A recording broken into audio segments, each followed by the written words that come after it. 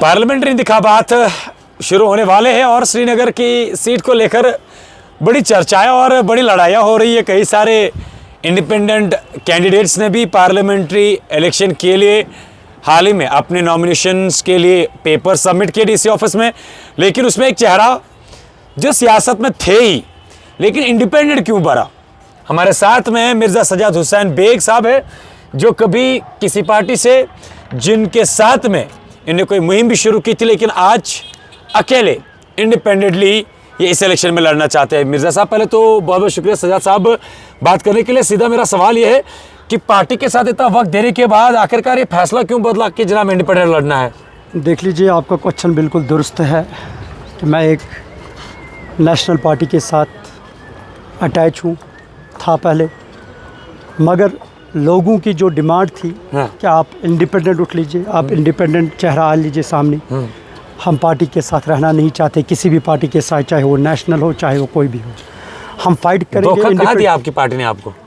मुझे कहीं धोखा नहीं दिया। मेरी पार्टी बिल्कुल सही पार्टी थी, अच्छी पार्टी थी। तो भरोसा नहीं था अपनी पार्टी? मगर हम यहाँ पर, हमारी पार्टी यहाँ पर कश्मीर में, उनको लगा कि हमारा कैंडिडेट उठाने की ज़रूरत नहीं है, तो अपने लोगों ने मुझे मजबूर कर दिया कि आप इंडिपेंडेंट फार्म बनो। बाकी अगर हम नीतीश कुमार की बात करें, नीतीश कुमार जैसा कोई पॉलिटिशियन मैंने आज तक नहीं देखा है जो मन से साफ। फिर उसके फैसले पर राजी क्यों नहीं हुए कि जनाब नहीं उठाना है कैंडिडेट, तो आपके फिर सामने आए?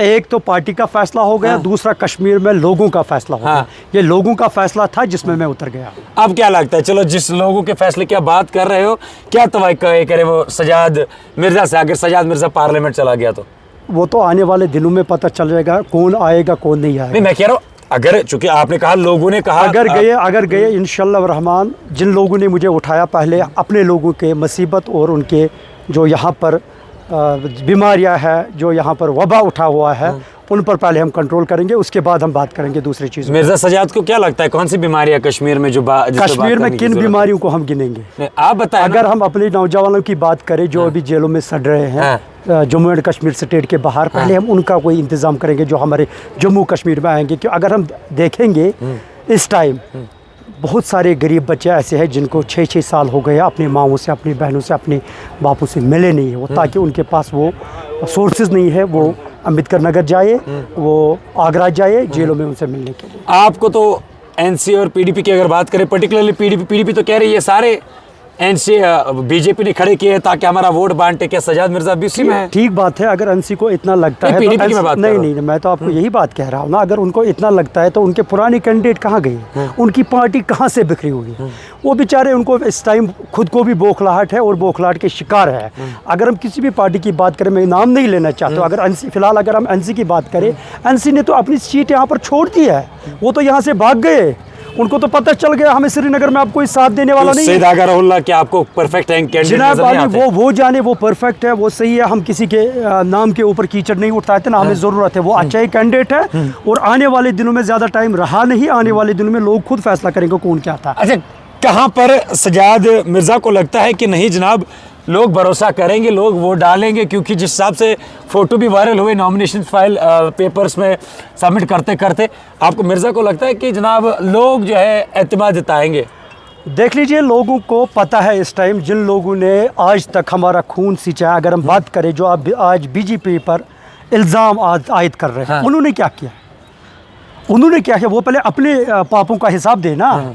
अपने पापों का हिसाब देते देते वो थक गए हैं, अब उनके पास कुछ रहा नहीं। अगर बीजेपी ने एक काम अच्छा कर लिया, जो इन्होंने कशीर पे वो सरपोश त्रिगम सरपोश थोमु, सरपोश त्राम्यो पे थोमु सरपोश अंदर त्रिगम खाली, बीजेपी सूज खत्म कर, वहाँ क्या है गसन, ये क्या लेकर जाएंगे हम लोगों के पास? ऐसा तो नहीं लग रहा है कि मिर्ज़ा सजाद जो है इंडिपेंडेंट होने के नाम पर बीजेपी की बोली बोल रहा है? नहीं, हम सच बोल रहे हैं, आप बोली मत बोलिए, हम सच बोल रहे हैं। सच जो है ये कड़वा हर एक को लगता है, शायद आपको भी ये कड़वा लगता है। मुझे तो कड़वा नहीं लगेगा। सच सुन लीजिए, सच मेरी बात सुन लीजिए, सच कड़वा ही होता है। अगर हम बात करें, क्या आप मीडिया को पता नहीं है यहाँ पर क्या हो रहा है क्या नहीं हो रहा है?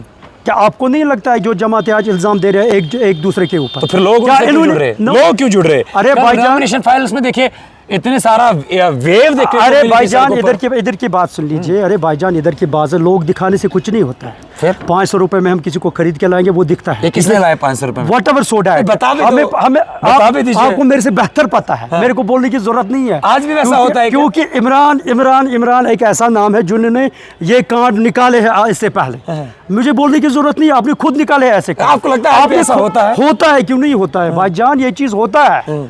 मुझे आप एक बात बता दीजिए, एक चीज का मुझे जवाब चाहिए। अगर हम इतने ही कॉन्फिडेंट है, इतने ही है, तो ये डीसी के ऑर्डर का उल्लंघन क्यों कर रहे हैं? उसके ऑर्डर का ये क्यों? डीसी ने कहा 5 बंदे लेकर जा, हम 5 बंदे ही लेकर आए। हम कानून के कानून के साथ है, हम कानून के खिलाफ नहीं है।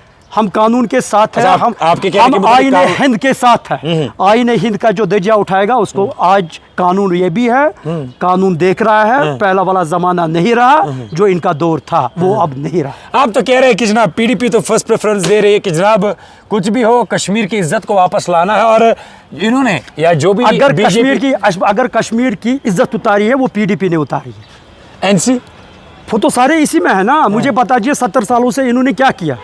70 सालों से अगर इन्होंने कुछ किया होता, हमारा 370 हाथ से तो नहीं जाता ना। 70 सालों से अगर इन्होंने काम किया होता तो हमारे 35 से यहीं पर होता ना। जब इनके पैरों तली जमीन निकल गई तो इनको होश आ गया। आज ये घर घर जा रहा है, आज ये फातियों पर जा रहा है। अगर किसी का फातिया होता था ये करते थे, जनाजा मत करो, पहले हमारे साथ आओ। आज ये खुद जा रहे हैं वहां पर। मगर लोग इतने चालाक है, उन्होंने समझ लिया कहां पर क्या हो रहा है। फिर लोग क्यों जुड़ रहे हैं? ये सवाल जहन में घूम रहा है। आपको शायद याद नहीं होगा, यहाँ पर बख्शी साहब थे।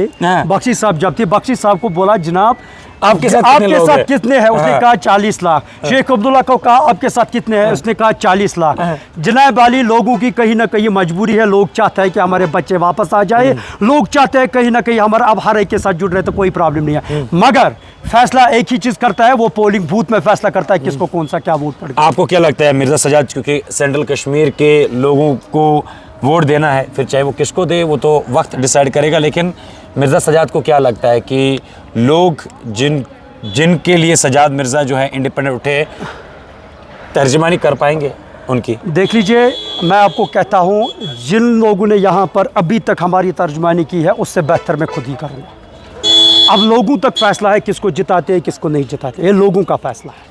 हम लोगों के फैसले के अगेंस्ट नहीं जाएंगे। जो अल्लाह ने भी चाहा होगा वही मिलेगा।